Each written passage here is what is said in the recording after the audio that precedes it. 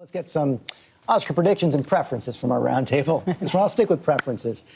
So many political themes, as we were talking about before. So, George, well, let me start with you. Who's your pick for Best Picture and Best Performance? Best Performance is Daniel Day-Lewis as Lincoln going away, and his makeup artist, whoever it was. Best Picture, I think, for three reasons, would be Zero Dark 30. First, it's challenged to make a suspense movie when everyone knows the outcome, which they did. Second, it's a genuine contribution to public education about the hard choices that are created a real debate, that's for sure. It did start a useful debate. But third, a sufficient reason for voting for it is a rebuke to Senators Levin, Feinstein, and McCain, who have enough to do without being movie critics and falsely accusing that movie of taking a stand on torture it does not take. Lincoln, a year we celebrate the 150th anniversary of the Emancipation Proclamation, the 50th anniversary of the March on Washington. It was an emotional movie. It was a masterpiece. Daniel Day-Lewis deserved an Oscar. Him too, okay.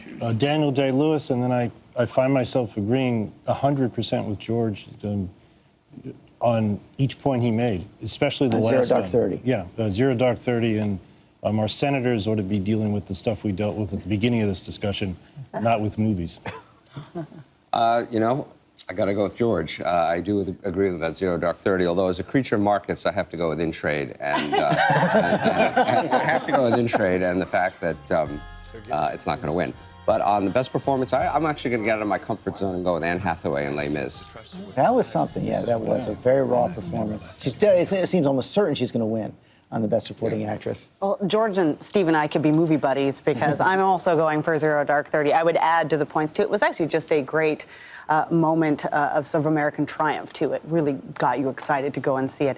And Daniel Day-Lewis as well, too. He's just, it's magic to be able to embody a character like that. You watched it and you really did think you were watching Lincoln. It was amazing. It was simply astonishing. I have to agree. Daniel Day-Lewis, I think, gets best performance. But the idea that you could go to Zero Dark 30 and be in suspense watching a movie when, as George points out, the whole planet knows the ending of the movie. Well, the same thing though goes for Argo, which is why I love Argo as well. Well, the same thing goes for Lincoln. I mean, you're sitting there saying, are they going to pass the 13th Amendment? Let me give a shout out to Q Wallace in Beast of the Southern Wild. I thought she had an exceptional performance. A young lady with a bright future. There is no question about that. I actually talked to her on Good Morning America. She is a darling little girl, just infectious.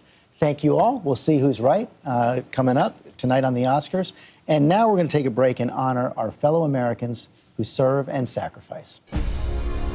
After the longest gap without a casualty in Afghanistan since 2007, we learned that one American service member was killed there this week.